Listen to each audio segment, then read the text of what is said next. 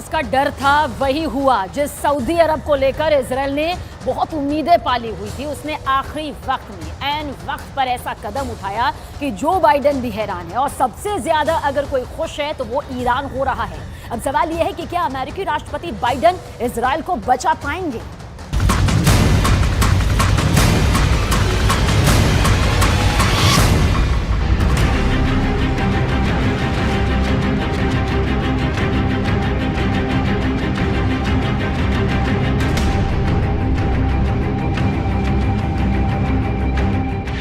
पूरी दुनिया की नजर इस शख्स पर थी। सब जानना चाहते थे कि यह शख्स क्या फैसला लेगा।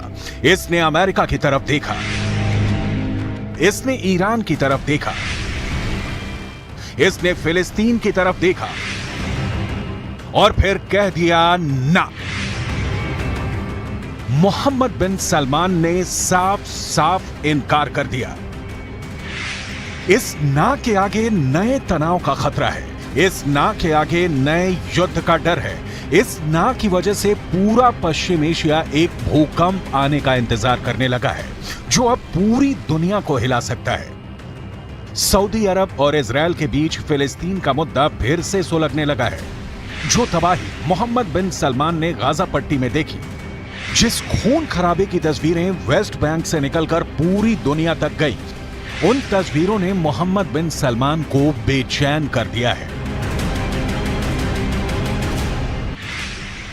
इसीलिए सऊदी अरब ने साफ साफ शब्दों में कह दिया है कि वो इजराइल से किसी भी तरह का समझौता नहीं करेगा।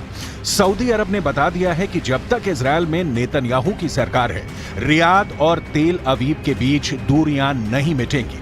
सऊदी अरब ने यह कहकर इजराइल के साथ दोस्ती के ख्वाब देखने वालों की उम्मीदों पर पानी फेर दिया है।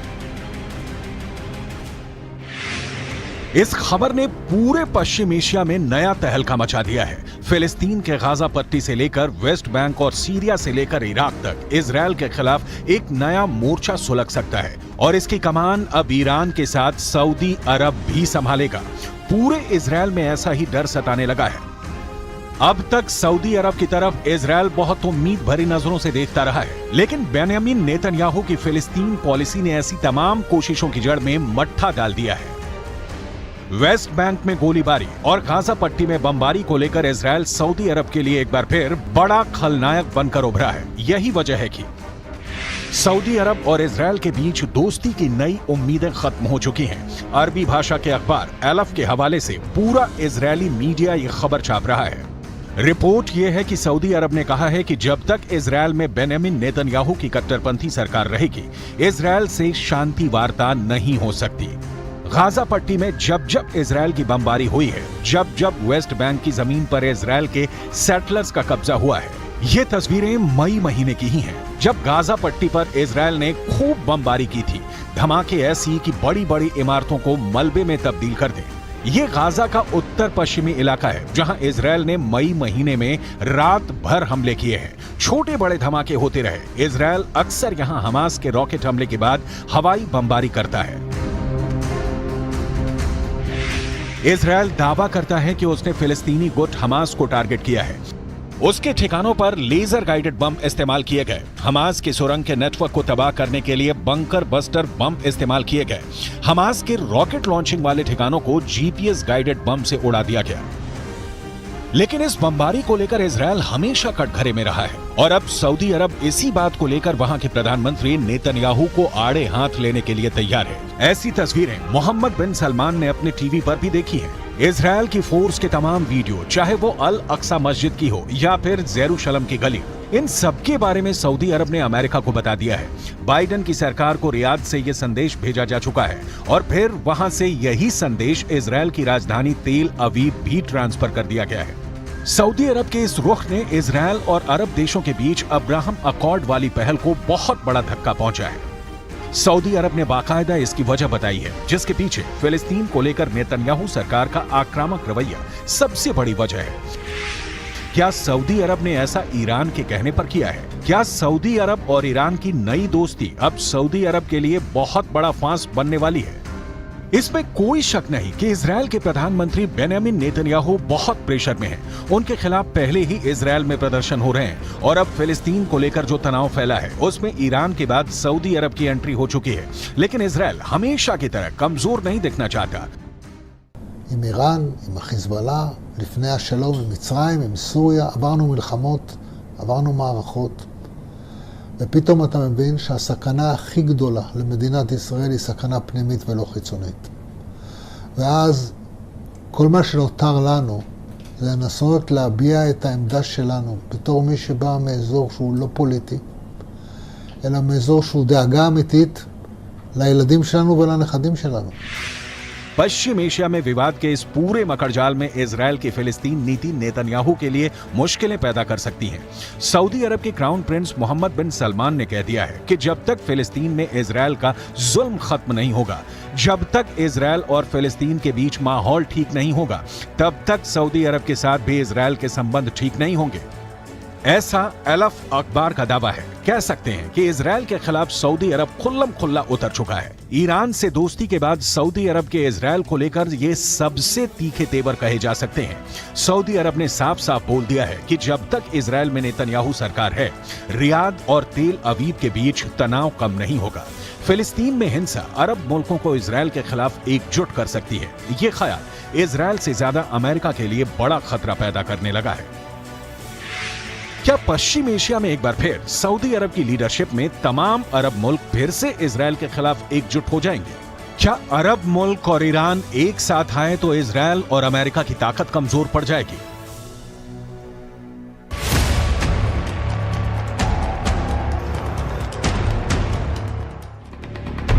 जब से इजरायल 1948 में कायम हुआ है, तब से अरब मुल्कों के साथ उसकी दुश्मनी का लंबा इतिहास रहा है।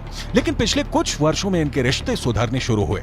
बहुत से अरब देशों और इजरायल के बीच राजनयिक रिश्ते कायम हुए हैं। इसे अब्राहम अकॉर्ड का नाम दिया गया और अरब देशों के बीच इजरायल की इमेज बिल्डिंग को एक नया लॉन्च पैड मिल गया। इसे पश्चिम एशिया में शांति कायम करने का नया तरीका बताया गया। अब्राहम अकॉर्ड को उसके अंजाम तक पहुंचाने वाला अमेरिका, इजरायल और सऊदी अरब की सुलह कराने में भी जुट गया। Excellency, my friend, the foreign minister, and I agreed that we should work together to increase the number of the direct flights, the tourism, the trade volume, the investment. UAE यानी संयुक्त अरब अमीरात, सूडान, मोरक्को और Bahrain अब Israel के साथ अपने रिश्तों की शुरुआत कर चुके हैं। फिर ऐसा लगने लगा कि पश्चिम एशिया में अरब मुल्कों के बीच सबसे बड़े खिलाड़ी सऊदी अरब के रिश्ते भी इजरायल से सामान्य हो सकते हैं। लेकिन अब फिलिस्तीन को लेकर इजरायल और सऊदी अरब में दूरी फिर से बढ़ गई है। इससे पहले सऊदी अरब ने जॉर्डन में अपने राजदूत को फिलिस्तीन का अनिवासी राजदूत करार दिया था। राजदूत को यरूशलेम में काउंसल जनरल के तौर पर भी काम करने की जिम्मेदारी दी गई। लगा कि इजरायल के साथ रिश्तों को सामान्य करने की जो कोशिश पहले हुई है, उसमें सऊदी अरब ने एक नया पेंच फंसा दिया है, क्योंकि ये भी कहा गया कि यरूशलेम राजदूत के लिए राजनयिक बेस भी होगा। सऊदी अरब को मालूम था कि इजरायल की तरफ से इसका विरोध होगा और ऐसा हुआ भी। इजरायल ने फिलिस्तीन अथॉरिटी में सऊदी अरब के राजदूत के लिए यरूशलेम को राजनयिक बेस बनाने के विचार को खारिज कर दिया। इजरायल ने कहा कि सऊदी अरब के नए राजदूत फिलिस्तीन अथॉरिटी के साथ मुलाकात कर सकते हैं, लेकिन उन्हें यहां स्थायी तौर पर रहने नहीं दिया जाएगा। सऊदी अरब ने एक बार ये फिर दिखा दिया है कि वो फिलिस्तीन का बड़ा समर्थक है। फिलिस्तीन के मुद्दे पर इजरायल फिर बड़ा टारगेट बन सकता है। अमेरिका इस बात को लेकर डरा हुआ है, क्योंकि लेबनान जाकर फिलिस्तीन गुट हमास के उप प्रमुख ने यह ऐलान कर दिया है कि इजरायल को फिर से हिलाने का वक्त आ गया है। यह तस्वीर हमास के उप प्रमुख सालेह अल अरूरी की है। अरूरी ने लेबनान जाकर फिलिस्तीन को आजाद करने को लेकर बने पॉपुलर फ्रंट के उप महासचिव जमील मजहर से मुलाकात की। इस मुलाकात में तय हुआ कि इजरायल के खिलाफ इंतीफता यानी फिर से हथियार बंद विद्रोह का वक्त आ गया है। इन दोनों संगठनों को ईरान का पूरा समर्थन है और फिलिस्तीन को लेकर ईरान इनको फंड भी करता है और हथियार भी देता आया है। इसलिए बड़ी पिक्चर में युद्ध का जो खतरा मंडरा रहा है, उसमें ईरान इजरायल के लिए बहुत खतरनाक साबित हो सकता है। इन दोनों की दुश्मनी किसी भी वक्त युद्ध में तब्दील हो सकती है। इजरायल और ईरान एक दूसरे के सबसे बड़े दुश्मन हैं। दोनों ही एक दूसरे को मिटाने की धमकियां देते हैं। इजरायल को लेकर ईरान बहुत आक्रामक रहा है और उसे नक्शे से मिटाने की बात भी करता रहा है। यही हाल इजरायल का है, जिसके नेताओं ने भी परमाणु धमकियां देनी शुरू कर दी हैं। ईरान के राष्ट्रपति इब्राहिम रईसी ने हाल ही में इजरायल के 2 बड़े शहरों को मिटाने की धमकी दी, जिसके बाद युद्ध का खतरा बढ़ने लगा।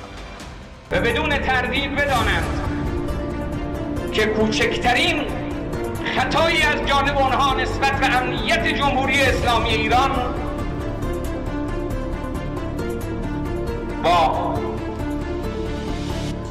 نابودی حیفا و تل‌آویو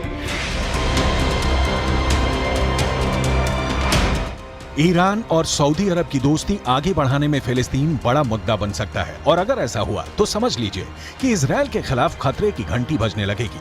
ये बाइडेन के लिए भी बड़ा चैलेंज साबित होगा। And US and Israel's policy has been to create confrontation between Iran and its neighbors. So the resources of Iran is used to engage in this confrontation instead of helping Iran's people or helping progress. Iran never considered Saudi Arabia to be an enemy. Iran didn't want to have bad relations with Saudi Arabia. Iran wanted to have good relations with all neighbors, including Saudi Arabia.